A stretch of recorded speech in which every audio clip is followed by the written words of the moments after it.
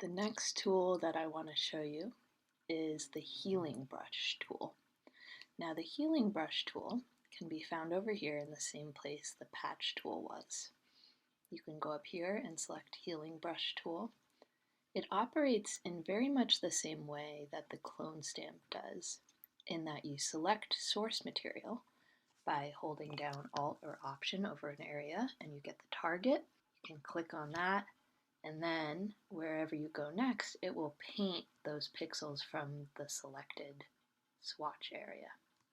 The difference between the clone stamp tool and the spot healing brush tool is spot healing tool will automatically blur the area that you're painting into the background. So the clone stamp tool is better for editing out entire images or painting in things like the lines on these bricks. The healing brush tool is better for removing minor imperfections in images. So this is really what you want to use if you're trying to edit out a blemish in an image, a speck of dust, an imperfection in a print. But let's try it in getting out some of these light spots around where there's text already. And you can see the difference in what the spot healing brush tool does versus the clone stamp tool. So let's select as a source this area here. I'm going to move a little forward and paint along. And notice it creates more of a blur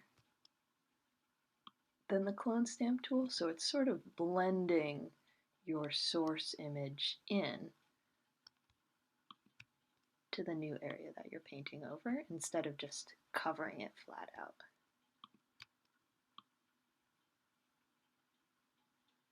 So if I were doing this with the clone stamp tool, this new area would be just as dark black as the area that I sampled.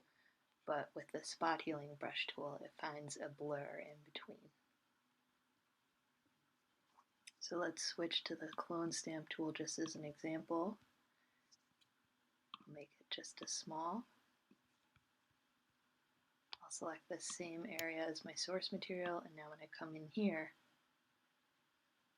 notice it's painting it that dark black. It's not finding that middle gray blur. So it's a delicate difference, and the main thing to remember is that your spot healing brush tool is going to be better for small imperfections, particularly in images of people if you want to edit out blemishes. The clone stamp tool is better for replicating entire things. You can even see in the example shown here, it's repainting in a whole set of flowers into an image.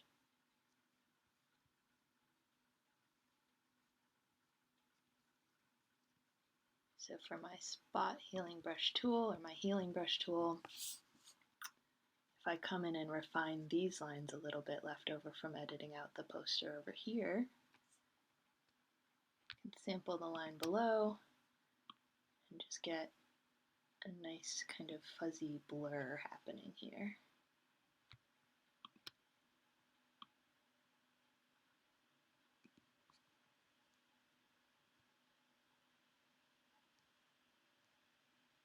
So this is when you want more delicate adjustments rather than just painting in entire swatches of things.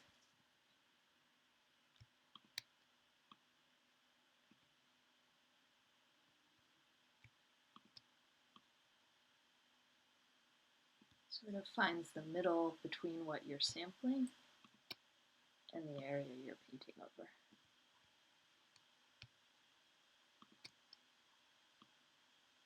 Let's say I want to get rid of this little patch of tape left behind on the wall.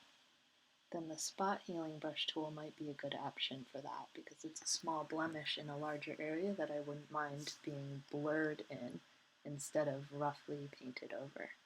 So I'm going to sample from just above it. I'm going to come over and paint over the area. And it's kind of finding the middle ground there and softening. And what I get is a nice, clean looking tile.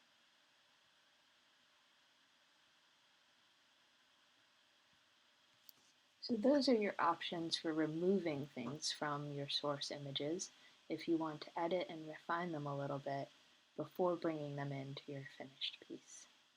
I hope that helped. I hope you enjoyed, and I'll see you all in class later today.